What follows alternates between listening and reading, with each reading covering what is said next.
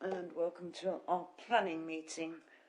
Before I start, could I just ask Mrs. Wilson, if you wish to speak, could you put your hand really high, because I really can't see you from here.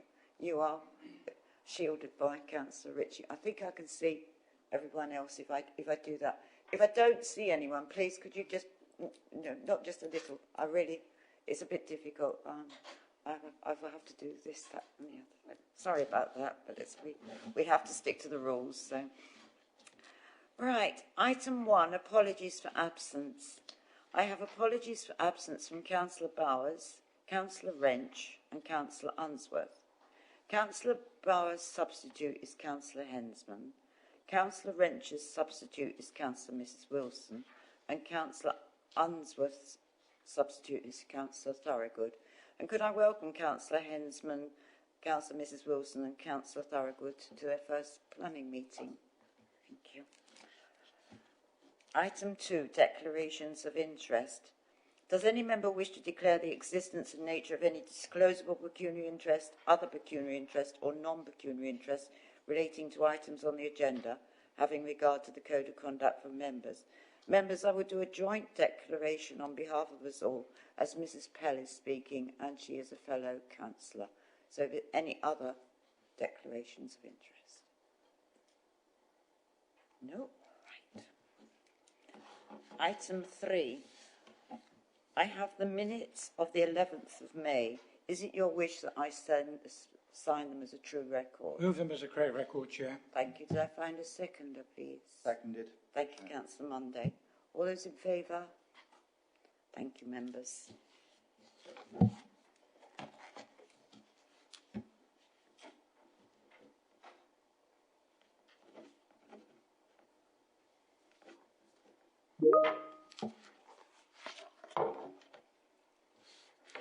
That brings us on to item 4.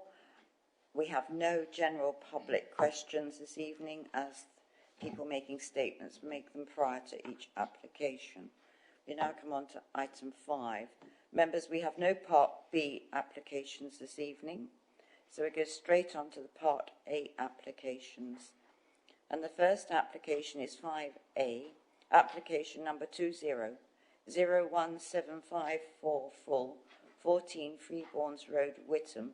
It can be found on pages 6 to 29 of the agenda. I have no statements on this application this evening, so we go straight to the presentation, and the presentation is going to be made by Andrew Martin. Thank you, Andrew. Thank you, Madam Chair. Good evening, members. As the Chair's just referred to, this is the first item, and it relates to the demolition of existing buildings within the Freeborns Industrial Estate to create 2 new warehouse buildings, providing multiple industrial units for a flexible use of use class B2, B8 and EG, and it's for 14 Freeborns Road in Whittam. This is a location plan of the site, showing their situation within the Freeborns Industrial Estate. You can just about see the A12 is just to the west of the screen here, and Freeborns Road is towards the sort of southern parcel of the Freeborns Industrial Estate. Currently the site's occupied by quite a large, rather unsightly collection of buildings, formerly in use as a meat packing factory, I believe. But that's a principal elevation when viewed from Freeborns Road. This photo shows one of the primary accesses to the site, which is off of Freeborns Road, which would be retained, and you can sort of see there the adjoining site and sort of the appearance of development within the sort of wider context. This is a photo taken from the corner opposite the site, looking towards the site from the north side of Wheaton Road. And this is a photo of the current access to the site within Wheaton Road, which would also be retained. And this is just a photo to set the context of development to the this would be to the east of the site, an existing office block.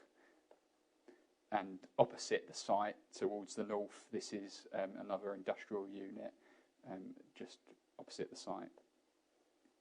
And this is another wider street scene photo showing the designed appearance of development within Freeborns Road, but to the north of the site. Moving on to the proposal, it relates to the demolition of an existing factory building and subsequent construction of 2 new warehouse buildings that would accommodate 6 units. The site is located within a designated employment policy area within both the adopted and emerging development plan. Retention of 2 existing site access points to serve the 6 units, and a flexible permission is sought in order to allow the units to operate under a range of uses, including B2 general industry, B8 storage and distribution, and EG, which relates to offices, research and development and industrial processes. It's set out within the officer's report, but use class EG essentially superseded use class B1, which was the former office use and related to the same uses set out there. Hard and soft landscaping to provide for parking, service yards and planting buffers, and I'll come on to them shortly, but there's also some sustainability measures proposed as part of the development which are viewed favourably. During the course of the application, the proposed development has been revised to address the concerns of officers, and what I'll do next is just run through some of those amendments. So this is the existing elevations of the building. You can see it's rather unsightly collection of buildings that don't particularly relate well to one another and occupy most of the site. This is the originally submitted layout, and you'll see that there was a few officers had a few concerns in relation to, for instance, a service yard being situated forward of Unit 6, not really providing active frontage. It was also considered there wasn't so much of a sufficient landscape buffer along Freeborns Road, and only 2 electric vehicle charging spaces were being provided, and they weren't shown on the layout. So when we look at the revised site layout and how it's evolved, you can see immediately that Unit 6 has been revised so that there's sufficient access down the side of the unit to allow vehicles to pass one another, with a service yard situated to the rear. So if it was to operate under a use class B8 use, which seems likely, the storage and distribution materials won't detract from the street scene and will be screened from public vantages. You'll also note that there's an increase in landscaping along Freeborns Road, and another major benefit is that now 7 electric vehicle charging spaces are being proposed as part of the development. Moving on to the elevations, these were those that were originally proposed for units 1 to 5. Not particularly offensive, but rather perhaps unimaginative, and the limited palette of materials doesn't assist much in breaking up the visual massing of the buildings. So when we move on to the revised proposal, increasing the variety of materials does really assist in breaking up some of the visual massing, providing some more architectural interest, and even on the Wheaton side elevation, there's been the addition of a further glazing panel, as it were, to provide some more passive surveillance onto that side of the building. And much the same for Unit 6. You'll see that originally the front elevation obviously had the shutters, but when you move to the revised elevations, they're now situated to the rear, so it provides for a rather more attractive principal elevation and an improved aesthetic overall.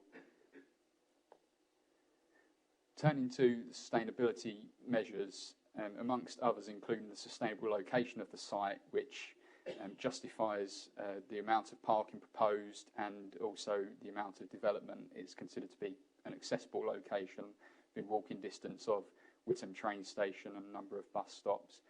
But in addition to that, 7 electric vehicle charging points have been proposed and are recommended to be secured by condition. And we've also included in the sustainability statement, there is a proposal to include photovoltaic panels on the roofs of the proposed buildings, which is considered favourably. And that too is recommended to be secured by condition. So turning to the summary and conclusion, the proposed development is a redevelopment of a redundant site with an employment policy area to facilitate 2 well-designed buildings that would operate under conforming employment uses, enhancing the appearance of the locality and creating new jobs in the district. The proposed development has been significantly revised to address concerns raised by officers. There are no objections from statutory consultees. Acceptable provision of parking has been proposed, taking into account the site's accessible location and the requirement of the adopted vehicle parking standards, and provision of sustainability measures including electric vehicle charging, cycle parking and photovoltaic panels are all viewed favourably. No harms have been identified with regards to proposed development, and therefore taking into account the tilted balance and planning decision making, recommendation is that the benefits significantly and demonstrably outweigh the harms, and the resolution is sought to grant planning permission subject to conditions contained within the officer's report. That concludes the presentation. I'm happy to take any questions. Thank you very much indeed, Andrew. Thank you. Councillor Abbott. Thank you, Madam Chairman. Well, this is a site I know very well. I'm sure a lot of other councillors do. In terms of policy, it's obviously an established industrial area. I think probably built late 60s, early 70s, when about the time the A12 bypass was built, which I can remember. I'm that old enough. But I think the really good thing about this is I totally agree with officers about the redevelopment of what is not the most attractive building in the world for a more modern purpose. I mean, what the proposed design is quite functional, but at the same time it's got a substantial increase in landscaping, which I think is really important. I think one of the things we need to be doing a lot more actually as a council is using land we've already got better instead of constantly building out into the countryside, and this is a good example. And we are also in this case putting in more plantings than is there now, so I think those are all plus points. We've also got the solar PV. Now this is, as you know, something I've been banging on about for a long time. I think we should be putting solar PV on commercial industrial roofs unless there's some overriding reason not to do so as a matter of course. It's unfortunate that this is actually quite a rare example, but there's a good number on there. The only thing I would ask officers, if they could come back on, is does condition 15 in effect limit any future ability to put more solar PV on there? It may not, but it's just the way it read to me. I've only got a couple of they're not really points of concern, more of perhaps where you could strengthen things slightly further. On the cycle parking standards, I noticed the ECC vehicle parking standards set a maximum, not a minimum, for cycling. It seems a bit perverse. You would have thought you wanted to set a minimum rather than a maximum. But I noticed in the discussion in the officer's report, it says that that's going to be done by cycle spaces being inside the building and cycle spaces being outside, but the condition doesn't actually say any numbers. So my second question is, should the condition actually stipulate how many cycle spaces there should be, albeit that the policy doesn't have numbers in it? And also, was any consideration being given to off-site cycle provision? One of the things we'd really like to see in Whittam is enhancement and completion of the various sort of fragmented parts of the cycle network, and would it have been possible to do that? I don't know if it would, so it's just more of a question really. Good to see the electric vehicle charging points. That's really good. And then my third and final comment is on the lighting. There is a condition, but again, it's a partial condition. You wouldn't think so, standing next to this site, but it is actually only 50 metres away from the edge of the countryside and only 200 metres from the River Blackwater. It's one of the nearest of the industrial buildings to the countryside on the eastern side of the A12. And the A12 of that section is not lit. Now, the National Planning Policy Framework is very clear in setting out there are three main criteria for considering lighting. One is amenity. Well, I don't think we can argue that one here because there's no one lives next to it. The second one is habitats, and the proposed condition does cover that. But the third is impact on the night landscape. And I'd argue, particularly in this case, that being so close to the countryside, we should include that in the condition. We used to have a very good informative, which sort of suggested to developers how they could have a good lighting design, but that seems to have dropped out in recent times. So I wonder if we could add that as in at the end. So those 2 points, add into the condition night landscape and add an informative. But subject to those, Madam Chairman, I'm happy to move. Thank you very much. Before I move on, does it find a seconder? Thank you, Councillor Mount. Councillor Mount, I think I'll ask Andrew to answer Councillor Abbott's questions, and I'll come back to you. Andrew, would you? Thank you, Madam Chairman. Yeah, happy to come back on points raised by Councillor Abbott.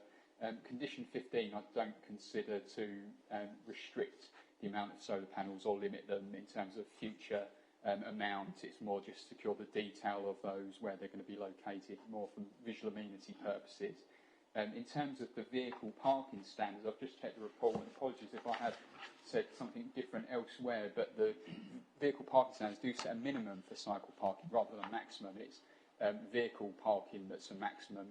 In this instance, it was one that required some careful thought because of the amalgamation of use classes and the variety being proposed. It is difficult at this stage to identify precisely how many spaces would necessarily be required, which is why in the report I believe I set out the range dependent on the various uses. And I think when it comes to the discharge and approval of those conditions, a view would need to be taken on perhaps what those intended use classes are going to be if it's known at that stage, and perhaps then using that as a guide for how many spaces might be required. I think it could potentially be difficult to require a specific amount of spaces in case it was to operate under one of the other uses that has a lesser requirement within those range of uses. But I'm happy to refer to Neil if he had any further comments on that. In terms of the lighting condition, which I think was the final point raised, I thought I'd chosen the lighting condition that was most recently used and that had been circulated, but if there's any additional wording or any informative that is felt would be useful in adjusting that, I'd be happy to give that consideration and do so. Thank you, Andrew. Andrew, I wonder if on condition 15, if we just added 2 words, it might make it more the occupation of development. It details prior to the occupation of development. Those installed shall thereafter be permanently retained. But by saying that, doesn't mean they couldn't have any more. We just want them to retain those that are installed by this planning application. Those 2 words would make that clear, and then we could come back. If it would give them the opportunity, if they ever wanted to put more on, it wouldn't stop them. I think by just adding those installed would make. Do you agree, Neil? Yes. Sorry, I was just reading the condition. I think perhaps we do need to change the word in the condition, because what we're saying at the moment is prior to installation of panels, we require their details. But if, for example, the developer chose not to install panels, they wouldn't submit any details, and we haven't actually captured it, which I think is Councillor Abbott's point, that he wants the panels to be included as part of the building. So I think perhaps we need to change the wording of the condition so that maybe prior to above ground construction of the buildings, we have details of the solar panels which will go on the buildings. Yes. I mean, worded properly, obviously. Yes. So it's not a pre-commencement condition, so we don't need the developer to approve it prior to commencement. But it does mean before they really get into the build, we've got the details, and then they have to install what we've approved. Because at the moment, I could see a situation where another builder or operator could come along and say, actually, I don't want to do the panels, and we've just said, well, you've only got to give us details. So I think we just need to tighten the wording of the condition. Change that condition, but also make it clear that if they want to put more on in future, this does not stop that happening. And the other point I was just going to make on that, with the additional point that, the additional panels that Councillor Abbott was referring to, of course, they would still have permitted development rights in the future. So they potentially, if they wanted to rejig, or they could get more panels on, and that was within permitted development, that wouldn't stop them. What we're doing here wouldn't stop them from doing that. So that was my observation, just listening to Councillor Abbott's points. So perhaps we just need to change the wording if that's what members would like us to do. Are you happy with that, Councillor Abbott? With the change? Yes, I think that tightens it, yeah. And if it's helpful on condition 14, I could suggest just a couple of words. Yeah. And one last point, I think it was mentioned also about contributions towards cycle strategy within Witten, wasn't it? I'm not aware of a mechanism for that, so I'll pass that over to Neil if that's okay.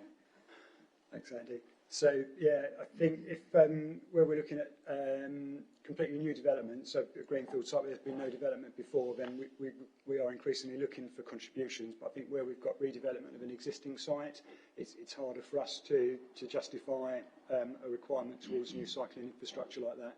So I think that's the thinking with this one. So certainly if this was a commercial building on a greenfield site on the edge of Witten, then I think we'd be seeking a contribution, but we haven't done on this case. Thank you. Councillor Mann. Thank you, Madam Chairman.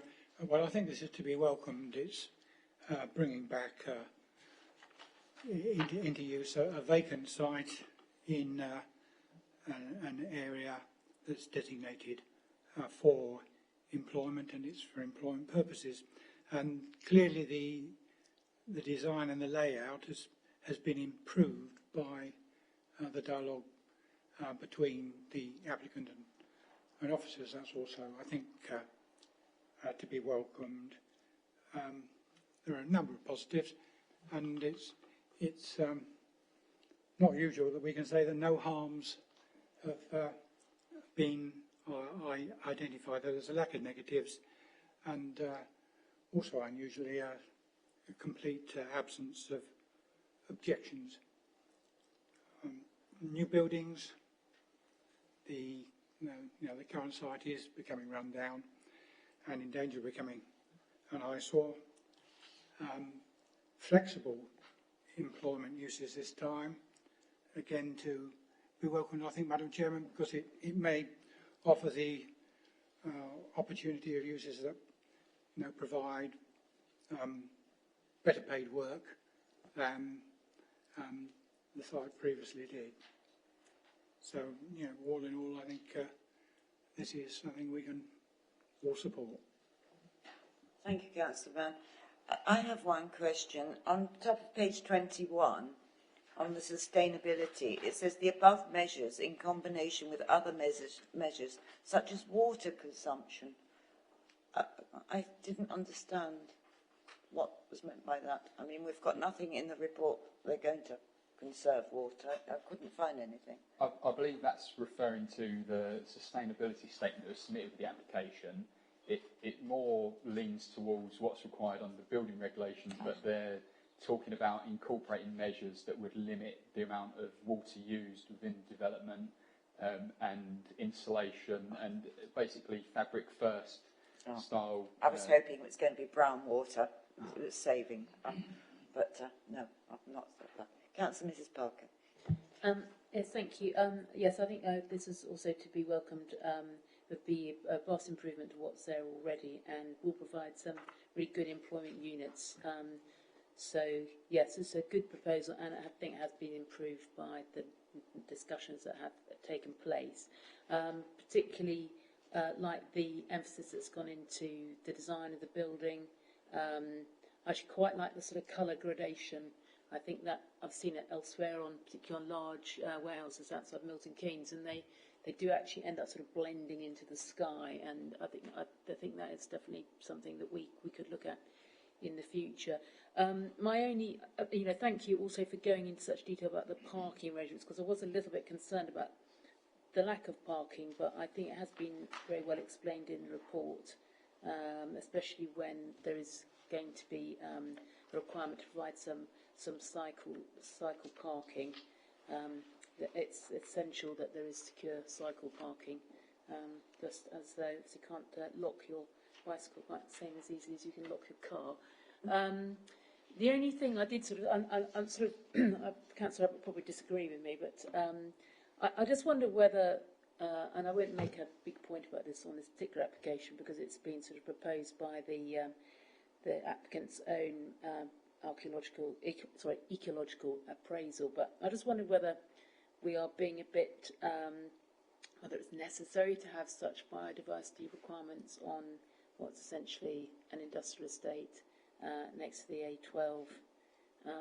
I was going to make a point about lighting, but I've listened to what Councillor Abbott said about lighting, and yes, I do agree, being so close to the countryside, lighting, it should actually be addressed. But I won't make an amendment or suggest any amendment, but given that it's been approved by the applicant, but I just wonder whether we sometimes, it's necessary to require that kind of condition in a location like this. That's all the only points I want to make. Thank you. Thank you. Does anyone else wish to add anything further? Councillor Spray. Thank you, Madam Chairman. Madam Chair, I'd just like to comment on the fact that I agree with officers' comments about the improved design of this industrial building. I think it sits much better on the site and its surroundings. But I will also very much welcome seeing much more sustainability going into the thought of industrial use. Obviously, that is with EV charging points and solar panels, and I think that's to be welcomed, and I would like to see that become a standard for Braintree District Council, because I think it's very important going forward, and also the carbon reduction that has as well. But on that item of recommendation 15, I just wonder if officers have thought about, one, the orientation, and two, the angles of those solar panels on the roof, because they make a terrific difference to the efficiency of those, and it's obviously in the applicant's interest to produce the maximum there. Thank you. Thank you, Councillor Spray. Councillor Johnson, did your hand go up? I wasn't sure, sorry. It did indeed. Thank you. Just a couple of points of interest to me with regard to the electric vehicle points. We've got 47 spaces, 7 points of charging. What actually happens when those vehicles are charged? Do they all have to rotate round and let others have a go, or what happens? And also, with the developments of electric vehicles, do you think there's any likelihood we're going to have any charging points for large electric vehicles in the future? Just a matter of interest. Did you wish to answer, Neil? Thank you. I'll have a go. So I think on the, I think 7 charging points obviously won't be enough to charge all the vehicles there, but I think at the moment, certainly electric vehicle ownership is much lower, so it's certainly sufficient at the moment. I think as EV vehicle ownership increases, so there will become pressure to provide more spaces. But I think at the moment, we have to be, I think officers consider we have to be realistic in what we're asking for. I think if we ask for every single parking space to be an EV charging point at the moment, the developer's going to push back against that, because they'll be installing stuff which frankly probably won't be used for many years. So we have to be reasonable. I think in terms of commercial vehicles, I think that's something which is being looked at. It's not widely held at the moment. I think hydrogen is perhaps something which is being looked at rather than EV for commercial vehicles, but that's an emerging thing. So there is a group that's looking at parking standards in Essex at the moment, which a couple of our officers are attending, and electric vehicle charging in general is something that we are looking at. So we're hoping to get some new standards out, which will cover the whole county, but I have to say even that group hasn't been considering commercial vehicle electric charging at the moment, because the technology just isn't there at the moment, and we wouldn't know really what would be appropriate in terms of putting in to meet that future need. So I hope that helps. Thank you, Neil. Councillor Abbott. Yeah, I just wondering, Madam Chairman, what process we're going to go through, because I did move also just a few slight change of words in condition 14. Are we going to do the thing where we come back after the meeting and agree what the final wording is? I think that's the usual way. Come Okay. back and for the mover and the seconder and myself to approve. Yep, that's fine. And then fine. just and also on the lighting wording. yeah, that was 14. Yeah, yeah, and 15. And then just also to just cover Councillor Parker's point very briefly. I think she makes a point that's possibly valid, but in this case, this is a site that's probably the nearest big industrial building to the countryside, and also that section of the A12. As you go down there, it's actually got trees all the way down both sides, one side quite a lot of woodland. The bank that faces the industrial units is also planted with trees. And here we're actually going from a situation where currently I think there's one tree to a situation where we're going to have significant landscape planting along the front. So I think in this case it really is a major positive that we are considering biodiversity and ecological enhancements. And it's going to be good for everything, not just for wildlife, for the people working there as well. Thank you. Well, members, it has been moved and seconded that we grant this application. It's been moved by Councillor Abbott, seconded by Councillor Mann, with condition 15 and 14 to come back to us for the new wording. But I'm going to put it to the vote that you're going to trust us to get the wording right. All those in favour? Thank you, members. That is unanimous. Thank you. And this now brings us on to application 5B, which is application 20-02238 REN, land west of Mount Hill, Halstead. This application can be found on pages 30 to 71. Members, we have 3 statements on this application. And the first statement is going to be made by Mr David Pleasance, for Greenbanks Housestead Management Co Limited. He is an objector and he is here in person and going to make his statement himself. Thank you, Mr. President.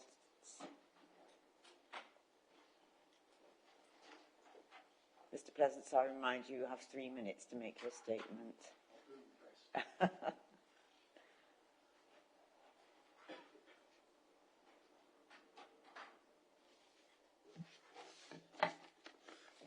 Good evening, councillors. On behalf of Greenbanks residents, we'd like to do the following objections. 1. The lack of privacy for numbers 1, 2, 3 and 4 Greenbanks due to the elevated positions of plots 61, 62, 63 and 64 looking directly into their gardens, and in the case of number 4 Greenbanks, directly into their bedrooms. We have suggested that evergreen trees be planted along the north border and recommend new trees as they grow rapidly for the first 10 years. This would increase privacy, act as a barrier to pollution and noise pollution. It would also complement the surrounding estate borders. It is an easy solution to implement, and I would ask the planning committee to insist on it. 2. Fencing. There is no fencing strategy for the border from Greenbanks to plot 55. This border has Anglia Water main sewers, both foul and water, running directly and shallowly below the surface, and no development is allowed within 3 metres of the sewers. It is doubly important that a fence is placed along this border. We will also point out there is no fencing strategy for the area overlooking plot 55, which sits directly below the right-of-way. 3. Exit sight lines. At the moment, the junction sight line to the south is 80 metres, with several telegraph poles further reducing visibility. As the stopping distance for a car at 30 miles an hour in the dry is approximately 25 metres, which doubles in the wet and further increases when downhill, so in very poor conditions, the stopping distance would be 90 metres, with fully laden HGVs nearer 150 metres. We would strongly recommend that the hedgerow on the southern end of the site be moved back considerably to increase the sight lines, with a temporary attractive barrier in place until the hedgerow matures. As a professional driver, I can assure you there will be many bad accidents at this junction. Materials palette. The historic planning consultant has concerns regarding the materials of palette, especially use of UVPC window frames. When Greenbanks was built 10 years ago, the then planning department insisted wooden frame windows were installed. This should also apply this to development. After all, wood and glass can be recycled, but plastic ends up in landfill. Approaching the site from Housestead, the palette is of that of painted or rendered, half-rendered houses, especially some of the oldest houses on the corner of Chapel Hill. This palette should be continued with houses fronting the site being the same style. They can be repainted when they get dirty from the pollution of Mount Hill, whereas brick frontages will just get dirtier. Topography. Any removal of layers of Kesgrave sand and soil which sits above the clay basin of the site will result in faster rain permeation through the soil, causing piping, erosion and increased flooding. We strongly recommended this site be resurveyed, as the SUD schemes was based on a half survey in 2018 in which the western half was never surveyed. Local lead flood authority never appeared to have signed off on the SUD scheme. It should be revalued with an independent survey. Thank you for listening. Thank you very much indeed, Mr. Pleasance, for your statement. Thank you for attending. Thank you. The next person making a statement is Councillor Mrs Jackie Pell. She's speaking on behalf of Housestead Town Council and she's joining us via Zoom. We'll just wait until we know we have a connection with Mrs Pell. Good evening, Mrs Pell. Good evening, Madam Chairman. Good evening, members. I'm speaking this evening on behalf of Housestead Town Council. You will be aware that Housestead Town Council objected in the strongest possible terms and unanimously to the outline planning application, which was subsequently approved on appeal. In considering this application reserved matters, appearance and landscaping, the Town Council's unanimous view remains unchanged. We consider that the SUD scheme is inadequate to deal with the existing runoff without the inevitable increase created by the buildings and associated hard surfaces. It would appear inevitable that flood water runoff will cause both damage and concern to the owners of property in both Greenbanks and Monklands Court. We would request that a further independent survey is obtained and a report obtained regarding the potential danger of flooding, as local knowledge that this is an area of significant concern to residents.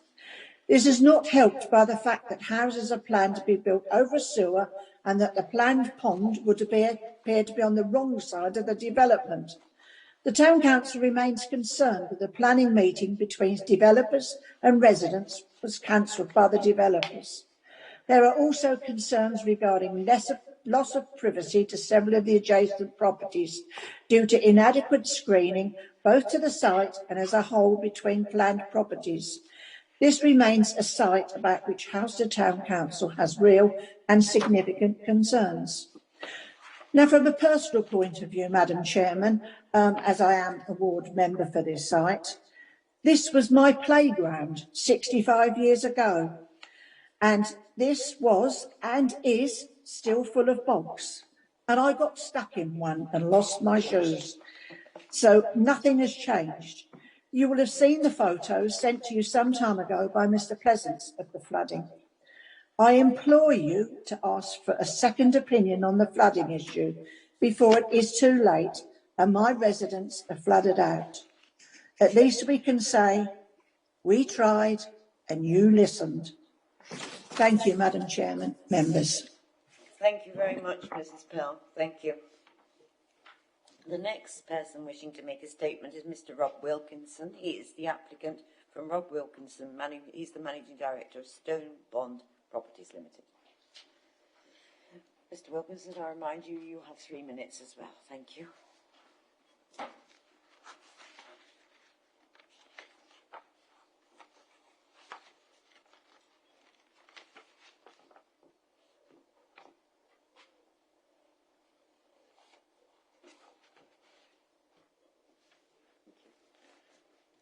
Thank you, Chair, and good evening, members. My name is Robert Wilkinson. I'm the Managing Director for Stone Bond Properties. I'm here today to assure you of my commitment to deliver a quality development in your authority and to confirm that we fully intend to implement this permission as soon as you grant the necessary consents. Stone Bond is a small family-run business that's been developing homes since 1975. This project is one of the most significant projects that we will have embarked on as a company.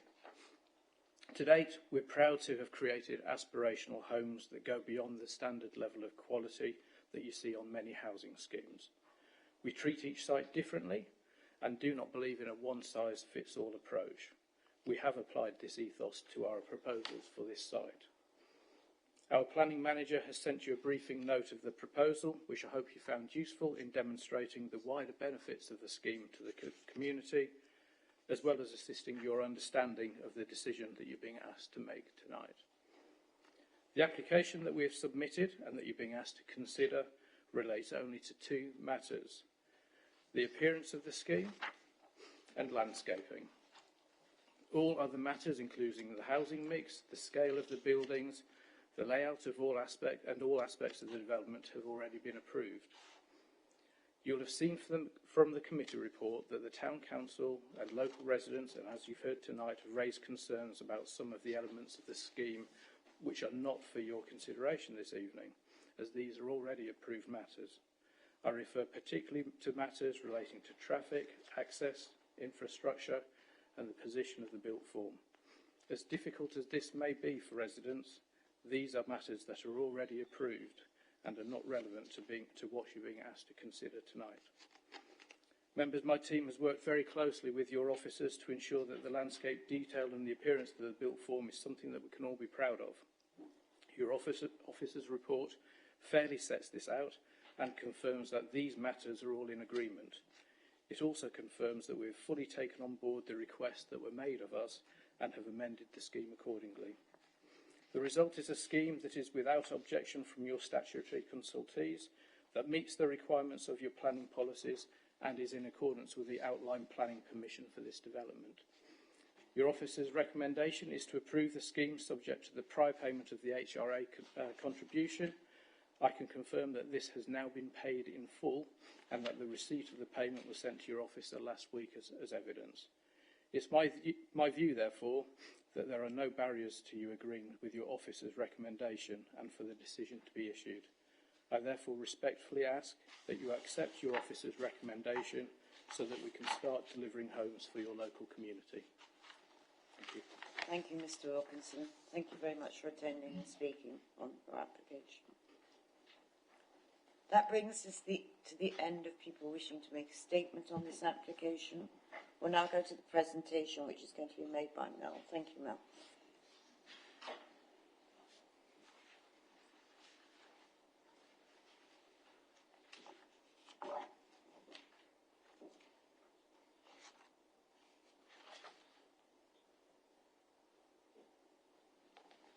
Good evening, members.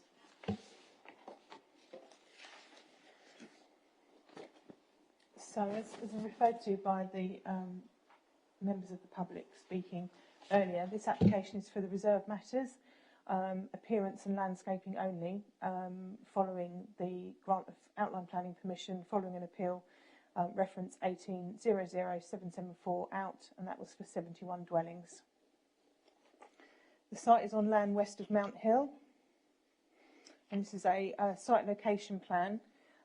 So down the eastern side of the site runs Mount Hill, and then to the southwest of the site is a listed building known as Blampsters, which some of you may well have heard of, and then there is residential development on the opposite side of Mount Hill, to the north of the site in Greenbanks, Windmill Road and Acorn Avenue to the northwest. The next few slides show photographs of the site, although I'm sure many of you are aware of it and probably travel up and down Mount Hill on a fairly regular basis. So these first photographs are taken from Mount Hill, looking towards the entrance of the site and looking down to the main part of Howstead town. These photographs look across the site. So in the top photograph, you can just about make out the spire of Holy Trinity Church, and the bottom photograph, just about here, it was a bit gloomy when I went out on site. You can just about make out the roofs of some properties in Acorn Avenue.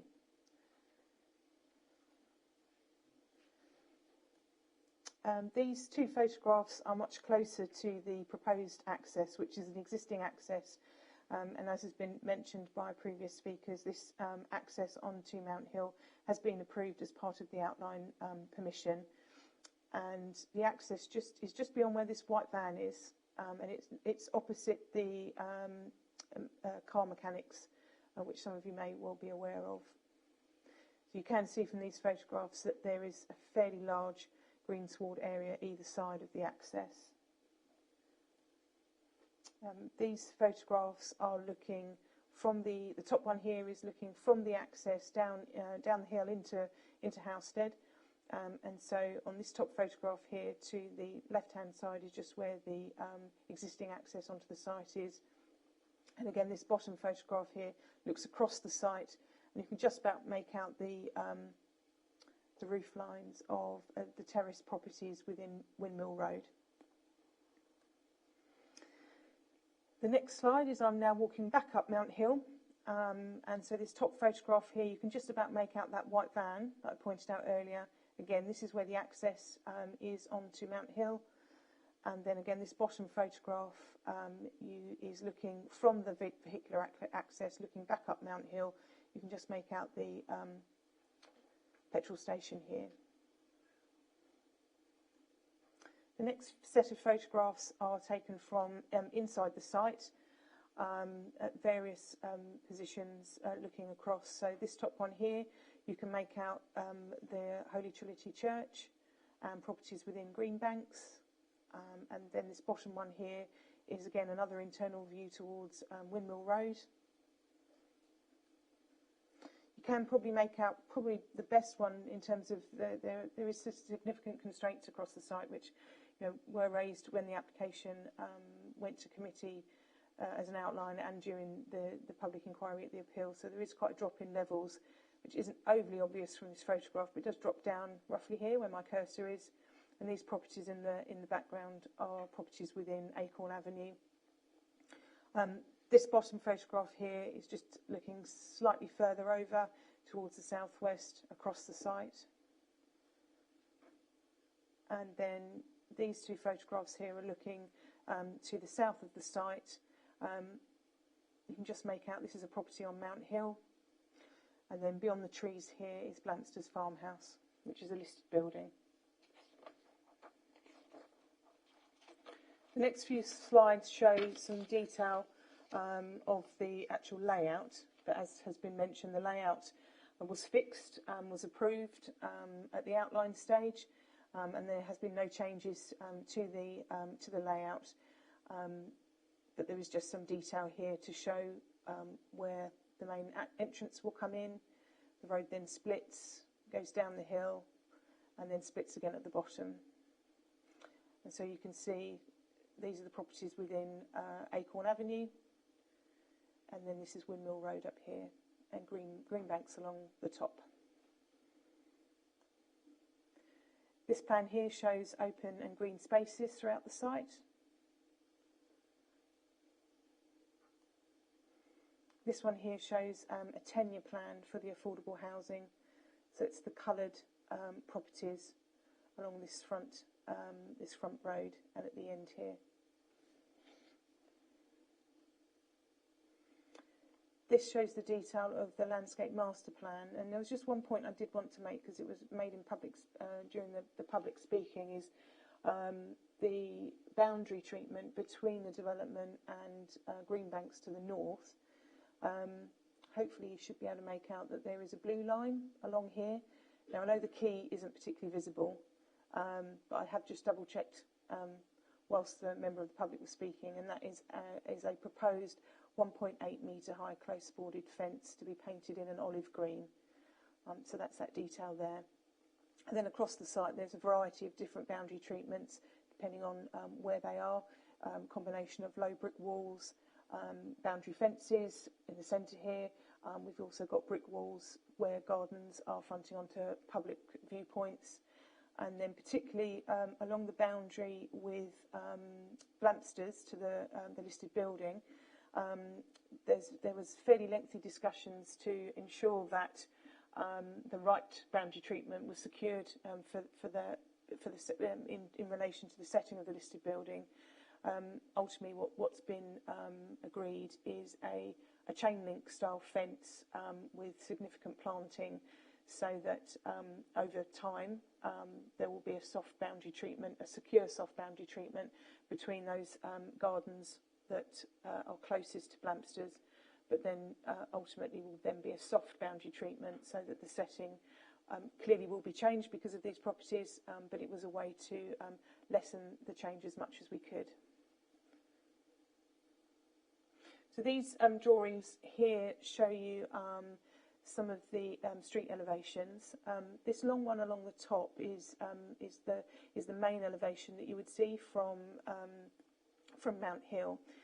This is where a lot of work was spent between officers and the developers to negotiate and agree on a variety of house types and material types to create a varied and interesting street scene. So I would draw your attention particularly to that street scene along the top, and then we've got the second two street scenes are along the back, the kind of secondary road that runs along the back of the site. But again, you can also see that there is a variety along there as well. Because of those changes, we have ended up with quite a variety of house types. And I wasn't sure what to leave out, so most of them have been included in. So the next quite a few slides will be house types, so I hope you managed to stay awake. But we were able to, we feel that we've been able to achieve a variety of house types, mixing materials and roof styles to create a visually pleasing and interesting development. So we've got a mixture of detached and pairs of houses. And this is one of the properties that sort of is a corner turner, as we refer to them. So you can see we've got an active frontage here where the front door is, but we've also got the detail of the bay window or bow window on the side there. Again, another detached property. There's a bungalow within the site. This is on that main elevation that you would see from Mount Hill. We've got another detached style property. There's a pair of houses. And then we've got a similar type of house but with a slightly different roof style with the hips. And then again a detached house but with that mixture of different types of materials. And again we've got the hip style property there but without the render to create that variety. There is one small update for members on the list of drawing numbers, which is on page 45. Yeah, just on page 45. There was a missing drawing number. So that has now been included within the system, but I just wanted to make you aware of it, that that number should also be included on that list on page 45. Turning to the conclusion and summary, Outline Planning Permission was allowed on appeal under reference 1800774 out. The layout, access and scale of the development was established at that outline stage. Since the submission of the Reserve Matters application, the proposed development has evolved to address concerns raised by officers and consultees. There are no objections from statutory consultees. The appearance and landscaping are of a high quality and respond positively to the local character. Future occupants would benefit from a good standard of amenity, including 100% compliance with the NDSS. Therefore, officers recommend that the application for Reserve Matters is approved, subject to the conditions set out in your agenda. Thank you, members. Thank you, Melanie. Thank you very much for your presentation. Councillor Monday. Thank you, Chair. Thank you, Melanie, for a good presentation. First of all, I'd like to bring your attention to yet another development in Halstead. We know that we have another 71 houses. Our infrastructure is creaking under this. I know we're not looking at that this evening, but it's interesting that on point 73 of the appeal decision notice, that even the Secretary of State recognised that that the infrastructure is creaking and that he didn't take into consideration the contribution because there's no plan for its implementation. So I'm appealing to this council to give any help that we can to get that implemented for Halstead. Second, I'd like to ask if the conditions of 10, 11 and 12, which I believe are the drainage, that hasn't been decided upon as yet, and therefore I would ask that all of the comments, including the appeal for a secondary SUD survey, is taken into consideration when dealing with that particular set of conditions. So can I ask that be considered, please? I accept that there's no statutory bodies objecting to this, and that these houses will appear. I have to say that in positive light that the permitted development rights being removed is a good thing for this development. That there is a good mix of affordable housing, which is also good, and that on balance it doesn't seem a bad mix of housing.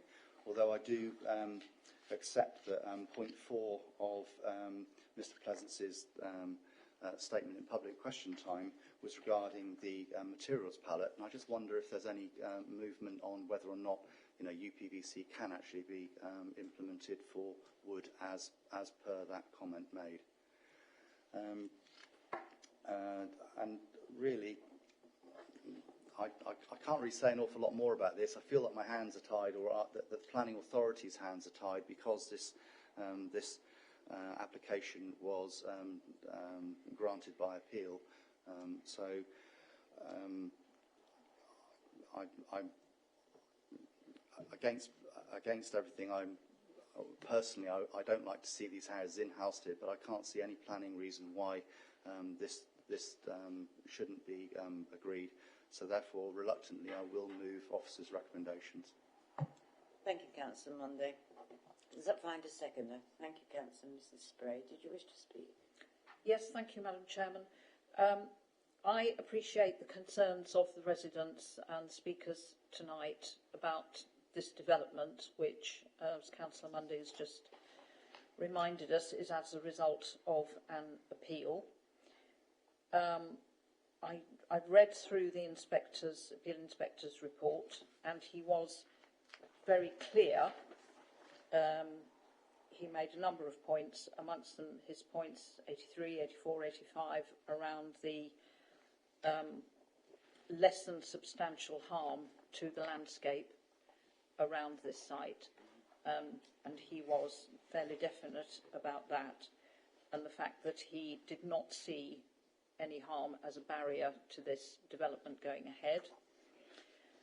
I do think that one positive in terms of the site is the mix of house types, which is a good variety, and actually I think they look quite a lot better than some we've seen on many applications that we've had before us. They are at least interesting. So I do think that the developer has obviously worked with officers to try and achieve that result. So they are, to be commended for that. The speakers, I think both speakers had something to say about the potential for flooding on the site and water runoff, and obviously that is a real local concern, and I would think a genuine concern. However, officers do say in the report that the detailed drainage system will have to be approved before development starts. So I am hoping that will resolve any problems that might occur, but I do appreciate that local knowledge is often very good in these matters, and if they say that there has been a problem on that site for years and years, then I'm sure they're right. So I hope the drainage system is good.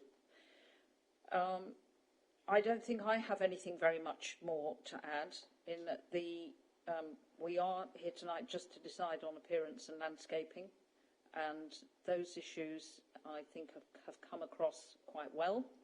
So I'm happy to support the proposal for approval put forward by Councillor Mundy. Thank you, Chairman.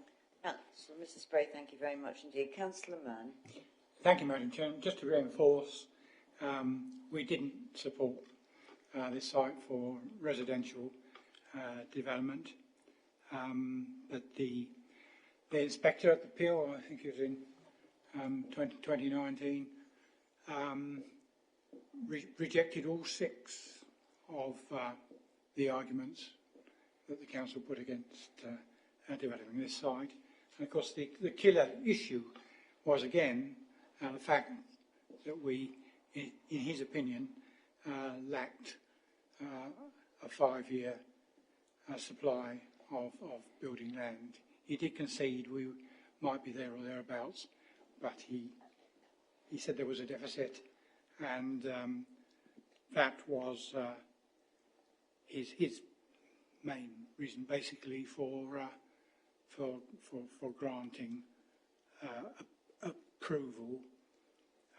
And so we're left tonight with only these 2 issues of appearance and landscaping. Everything else is a given, is already fixed. I think the 2 positives have already been noted by other speakers. The housing mix is better than we have often been sort of faced with. 35% of the 71 are 2-bed, and 45% 3-bed, which is a better ratio than we have sadly come to expect from these larger sites. And I do agree with Councillor Mundy that it is right to remove permitted development rights for alterations and extensions and buildings without buildings in order to maintain those those rear gardens. I don't think we would like to see those encroached upon, because they are very, very important to the site as a whole. Thank you, Madam Chairman. Thank you, Councillor Mann. Councillor Mrs Parker. Thank you, Madam Chairman. Yes, I agree with much of what previous speakers have said.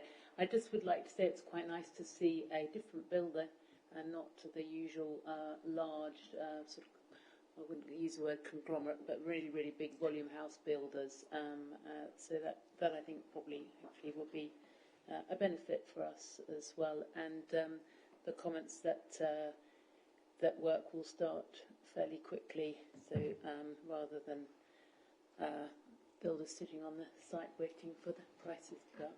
Anyway, that's a market comment really rather than plain one. But the only two comments I just wanted to make was picking up the points Mr Pleasance in public question time. I was a little bit concerned about the relationship between Greenbanks and the northern boundary. I've noticed we've got the 1.8 metre high fence, but I think that the land is on a slope there. Concerned about the reference to the bedrooms of number 4 Greenbanks, and there was a suggestion about possibly an evergreen landscaping buffer boundary put there. And I did notice the comments of the inspector. He said, I do not agree with the council that the retention or inclusion of a landscape tree screen along this boundary would unreasonably impinge on the living conditions of the future occupants of these plots, given the garden length. So I just would like the officer please to comment on why it was not felt necessary to have an additional, I'm not sure quite what is there already, but let's have a better landscaping boundary there. And then also, I'm afraid my sort of slight pet hate, probably a bit bored me saying this now, but the business about irrigation in the landscaping condition 5. It would be better if the trees didn't die within 5 years and were replanted, but they will require watering. So I wonder if we could just make an amendment to that, please. Because we had an irrigation clause that we devised at the last meeting, I believe. Yeah, so the last meeting between myself and Tim, we came up with some wording. So yes. Are you happy if we kind of replicate that? Yes, please. Okay. Remind me of the number for that condition. We haven't got that many. Oh, number 5. Yeah. Okay.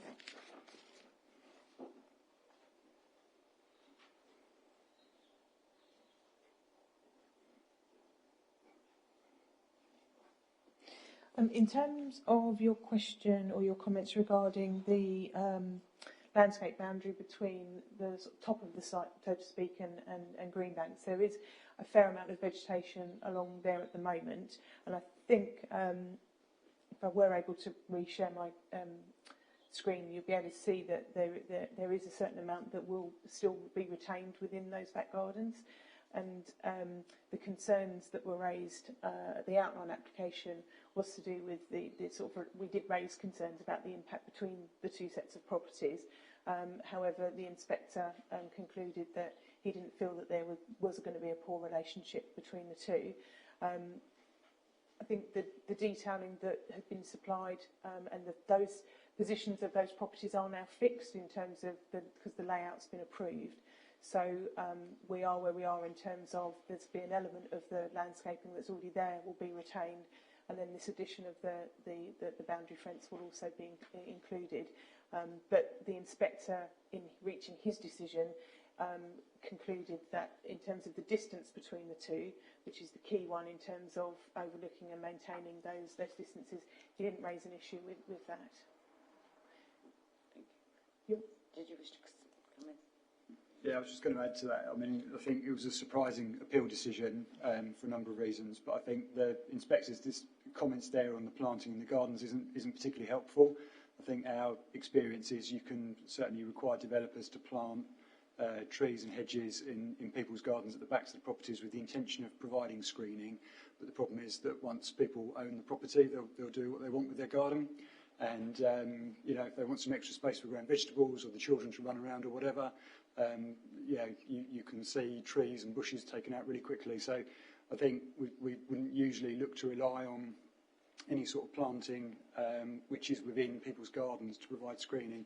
So here I think we are relying on any vegetation which would be outside the site if there is any, or the distance really, which as Mel was explaining is what it is because the layout is fixed. So I think that would be my comment on that. There's just a couple of other things, if that's all right, Madam Chair. Just picking up on a couple of other points that Mr Pleasant's made, which perhaps we didn't quite cover fully in the presentation. So the point about the sight lines, but the access and the junction. So the junction's been fixed. So the only matter we're considering here relevant is the landscaping. So the landscaping that's proposed is outside of the visibility splay, and we can't really. We could pull it back further, but in places certainly that boundary is fairly tight with the layout. So if we were pulling it back, it's starting to get very close or impinging upon the road. So I think the officers have taken a view here that we've made sure we've got the visibility display which the Highway Authority have advised us is required, and that's what we were following. In the point with regards to the windows, the wooden frames and the UPVC, I think there was a couple of points there. I think wooden frames, I would imagine, with the Greenbank site was probably something which Historic Buildings advised because of the proximity to the conservation area, which is a little bit further to the north as you go into Housestead. So this site is further removed from that. So I think my own view would be it's more of a stretch to say that the materials here are sort of going to significantly detract from the setting of the conservation area. So I think UPV's sort of reasonable given the context of the site. And the other point about sustainability, I take the point wooden frames can be recycled, but I think in terms of insulation and current policy, we wouldn't have a sustainability argument or a policy which would say that we should be requiring wooden over UPVC. So just really, I think, to pick up on that. And just, sorry, the one other point was about the render. So I think Mel showed on the street scene A, the top one, there was, I think, 5 of the properties were sort of half rendered, sort of fronting Mount Hill, so it's almost sort of half. So not as strong, but certainly there is a picking up of render, which is a sort of a key material within the area. So I think the design has sort of responded to that. So I just wanted to sort of acknowledge those points that Mr Pleasant had raised at question time, and I hope that helps. Thank you, Neil. Councillor Abbott. Thank you, Madam Chair. Yes, I agree with a lot of the comments that have been made. It's a shame, another green site going for development, but we are where we are with the inspector's decision. I do hope that the concerns of the local councillor and the residents are taken on board as regards drainage and flooding. 99 times out of 100 local people and councillors are correct that there is an issue, they're not inventing it, so I hope that is taken on board. But I do have some questions about the landscaping, which is one of the main things we're here to discuss tonight. I read the inspector's report very carefully, and I also spent some time this afternoon going back over the original landscaping plans that he considered when he granted the appeal. And I've got some concerns that there are differences. Now, it might be, sometimes these landscaping plans are very difficult to interpret because they just put a load of different coloured greens on them. And much as I like green, sometimes it makes the plan very difficult to read in terms of, well, is that an existing tree? Is it one to come out? The inspector, in saying he was going to grant this, was extremely clear that this site, he was going to grant it because this site is very well screened from the wider landscape, from the conservation area, from listed buildings, and from the countryside, and from existing homes. In fact, he said it 4 times, paragraphs 32, 39, 42 and 43. And he also said that the vast majority of that was to be retained. The arboricultural report in 2018, which he considered, said the same. And it said that only 10 trees and 7 groups were coming out, and only 2 were coming out on the Mount Hill boundary. All other boundary trees to be retained. So could we, when I finish speaking, could we have the landscape plan back up, please? And could it be explained what's coming out and what's staying and what's new planting? Because it looked to me, from what I looked at this afternoon, that a lot of the trees down the Mount Hill frontage are not staying. and they're going to be replaced with something else. That maybe I'm misinterpreting that, so if that could be clarified. The two other points were, it was said that this was a strange decision. It was in many respects, and the most frightening point I found from it was that he rejected an NHS contribution. He said that because of lack of detail, the certainty of when and where the money would be spent, he couldn't require it. Now, that was a very frightening comment, because the NHS routinely, pretty much, objects to all of these applications and says, unless you provide a contribution, and then we get a pot of money, and a lot of it isn't spent, and loads of us banging on about silver end surgery and lots of other ward members, when's the money going to be spent? Well, if other inspectors take the same view, we could be on a sticky wicket there. The final point I wanted to raise is one I've done before. Could the officer please go into a little bit more detail, and this might be on the same landscaping plan, about the relationship between the play area, open space / open space, and the SUDS feature? Is the SUDS feature taking up some of the open space, or is it, if you see what I mean, or is it additional to the open space? Because when with the fearing application we had, you remember I made a point that actually the SUDS was actually part of the physical extent of the open space, which I don't think it should be, because clearly a SUDS feature could be flooded, which meant it can't be used. So could those points please be answered? Thank you very much.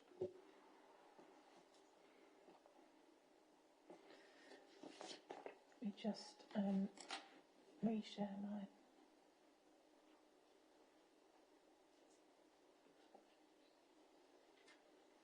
Oh, I thought that was lightning. Not more rain. Right. So hard to see.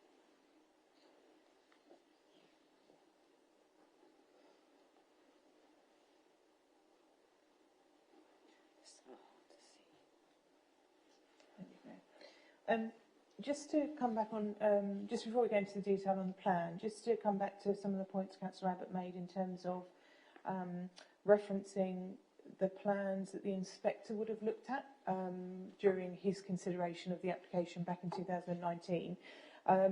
Whilst there would have been arboricultural information submitted at that time, those plans weren't ever approved as part of the appeal.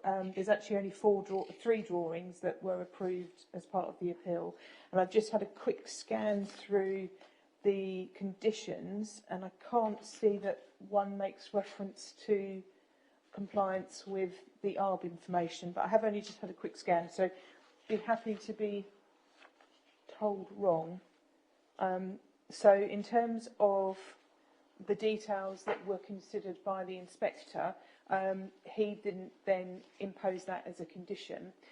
So what we're looking at this stage, because the application is for one of the reserve matters is landscaping, so that's what we're looking at the moment. I do understand that this drawing is fairly small, so I'm just going to take it off of that so I can zoom in. I don't think you can zoom in when it's on. When it's on full screen, unfortunately. That's much larger. I'm just going to bear with me. I hopefully won't cause any headaches, but I'm just want to see what the colour coding is at the top of the screen.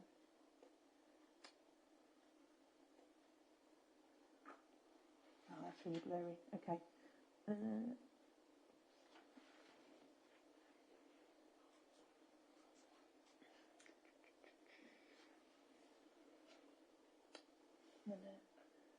Sorry about this.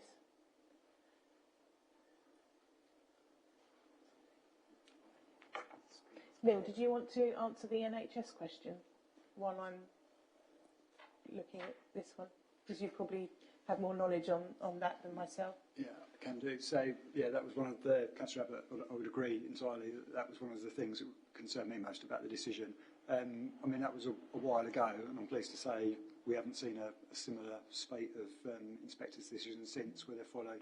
So we are mindful of it, and we have, or we are asking the NHS to provide us with more details where we think consultation responses are light, so we can try and make sure we go in forearmed in similar situations in the future. But yeah, that was a bad one, I'm afraid.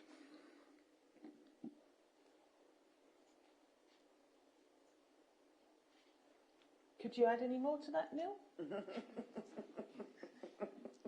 Madam Chairman, I don't know if it's relevant, but I think we were sent some sort of other information by the developer, and I think they were claiming a net gain of 90 trees or something like that. I don't know if any other member read that and recalls it more accurately than I did.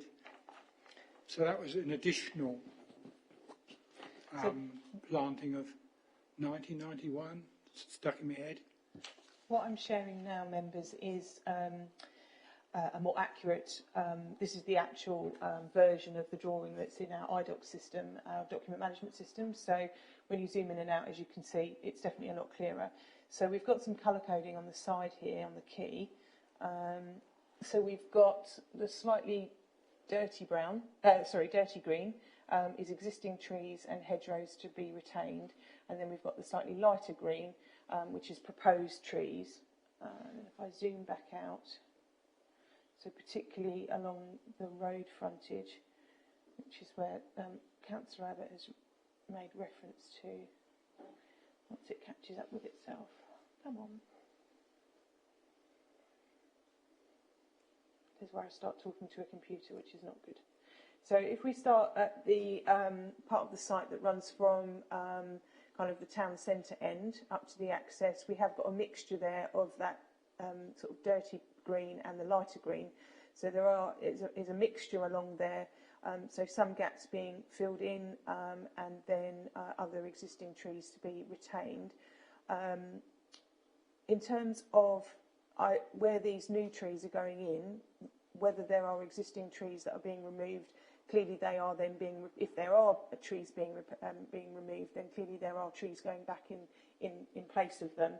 And then if I scroll up, we can see along the sort of southern end of the site from the main entrance going towards Braintree once it's caught up. So there are a couple of really nice, lovely big trees along the road frontage, particularly this one here. So again, there is trees and hedging to be retained and then intermingled with new planting as well. Does that answer your question? I know that's hopefully a bit better, the drawing, the quality is a bit better. Your reading of it is exactly the same as my reading of it, and therefore I retain my concern, because if those are new trees, that suggests it's not clear. And I had a look at the original Arbor report, and that wasn't clear, that they're going to rip out all of that lovely hedge, nearly all of that lovely hedge, all the way down the hill, and replace it with something else, which obviously will take 10 or 20 years to grow. And that, in my view, strongly negates the position of the inspector, where he says numerous times that most of the boundary is to stay. This does show that that the hedgerow is going to be retained, so that would be this this kind of solid line as being hedgerow, and then the larger sort of the round areas would be possibly, trees. but if you look at the pictures of that hedge now, because I went, did Google and went, it's a massive hedge, so it doesn't make sense to me that they're planting literally on top of a massive hedge that's already there. So, there's slight reassurance in what you're saying, but I still remain sufficiently concerned that we don't have enough control over what might happen there. And I think it would be a very big shock to the town if they were to wake up one morning and find most of that fantastic hedge down there is gone and is going to be replaced by, 4-foot high whips. Okay. You also raised a question about the suds feature and the play area. So while I've got this drawing up, because again this is much better quality than what we've got. So in terms of the public open space, when it was calculated previously, there is in excess of what the policy would require, and that doesn't include the pond area, which is the suds feature. So you've got a fairly large area here, a separate area here around an existing tree, plus then you've got the play area here as well. So those combined meet the requirements of the policy, and then there will be the additional dry pond area, if it is accessible, but it's not reliant on that pond area. I think that was it. In terms of just providing an update on the drainage matters, as set out within the committee report and has been mentioned by a number of members, is that those 3 planning conditions imposed by the inspector do require information to come into us. They come in as a discharge of condition application. Since the committee report was published, we have actually received a discharge of condition application. It's fairly new, but the SUDS team down at Essex County Council have been consulted, and we await their comments on the documents that have been submitted to us. So I just thought I'd bring you up to date, because that is something that's changed within the last week or so since the agenda was printed. So any more? No. Councillor Mrs Spray. Thank you, Madam Chairman. Just to become something that Councillor Mann said a few minutes ago, yes, it was in the briefing document that was sent round to us yesterday, I think it was yesterday, by Stonebond Properties on landscaping, that the proposed development will maintain and enhance the existing soft landscaping whilst providing 92 new trees. So hopefully that will be the case. Thank you, Chairman. Thank you. Councillor Munday. Thank you, Chair. I recognise, Melanie, that the DAC application's come in, which is 20/01489. Will that then get another survey done on that site, or will it just be the discharge of conditions with existing information? Because quite clearly, from Councillor Pell and from Mr Pleasance, there really needs to be another survey done on that site, and that is what I requested in the first instance. Could that be put forward to them? It wouldn't be survey work carried out by us as a local authority, but the information that's been submitted to us is new information that's been submitted, that's been carried out by the developer in the last few months in correspondence. As far as I understand, they've also had some pre-application discussions with the lead local flood authority. So following those discussions, they have designed their surface water scheme. It's been submitted to us. As we're not the experts, we do consult the experts who are the SUDS team down at Essex County Council. They've been consulted. They will assess all the information that has come in, and we will be relying on their professional view as the experts in this area. So as us as a local authority, we won't be instructing a further independent survey. We have to rely on the information that's been submitted by the applicant. But say, as far as I understand, that information has come in following pre-application discussions with Essex County Council. Okay, thank you, Melanie. Just like to point that it's the information coming from the developer rather than from an independent surveyor. Councillor Hensman. Thank you, Madam Chairman, and forgive the steep learning curve.